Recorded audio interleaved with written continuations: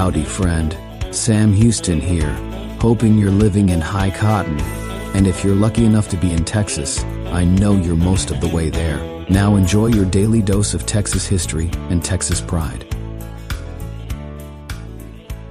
Howdy, friend. Welcome back to the Feed Bandit podcast and your Texas History Roundup for January 20th.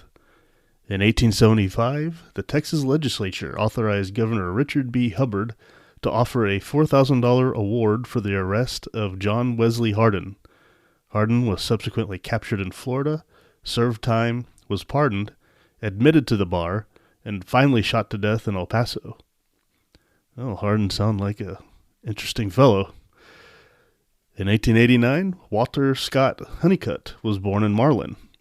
While a student band director at UT Austin, he composed Texas Taps, as well as the UT Austin Fight Song.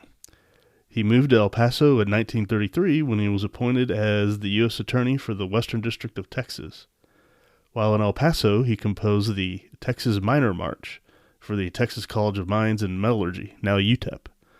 Honeycutt died in 1963. In 1925, Miriam A. Ma Ferguson was inaugurated as governor of Texas, the first female Texas governor and only the second woman governor of a state. There was much contention during her term, largely over her issuing of pardons. She averaged about 100 a month. Wow. And charges of favoritism and kickbacks associated with road contracts. She did fulfill a campaign pledge of passing an anti-mask law for the Ku Klux Klan, but the court overturned it. She also served a later term in 1933 to 1935, split terms. In 1953, Dwight D. Eisenhower became the first Texas-born president of the United States. Eisenhower, who was of Pennsylvania Dutch ancestry, was born in Denison, Texas, on October 14, 1890, but spent most of his youth in Abilene, Kansas. He was the Supreme Allied Commander in Europe and served 2 terms as president. He succeeded Harry S. Truman and was succeeded by John F. Kennedy. Ike passed away on March 28, 1969.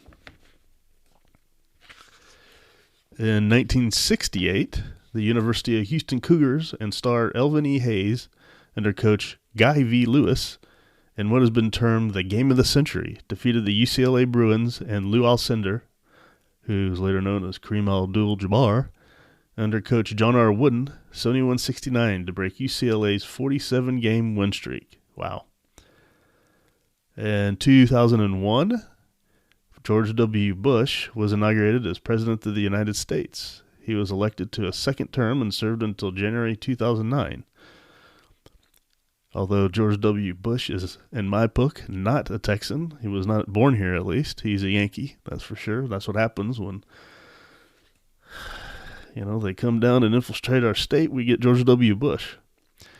And in 2015, Greg Abbott was inaugurated as the 48th governor of Texas, succeeding Rick Perry. Abbott also won second and third terms beginning in 2019 and 2023. Prior to the governorship, Perry served as Attorney General and as Associate Justice of the Texas Supreme Court. You mean Abbott served as that. He was born in Wichita Falls in November 1957. So it's 2016 now, and Abbott is still governor. Isn't it about time we clean house and start over? At least that's my opinion. Austin can be a cesspool, much like Mordor, D.C., so you always got to stay on top of that stuff. All right, well, with that was your Texas History Roundup for January 20th. Thanks so much for listening. We'll catch you back here tomorrow on the next one. All right, you take care.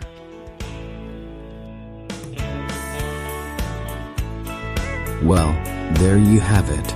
If you like our podcast, check us out at feedbandit.com. There you'll find awesome Texas First outdoors gear and apparel.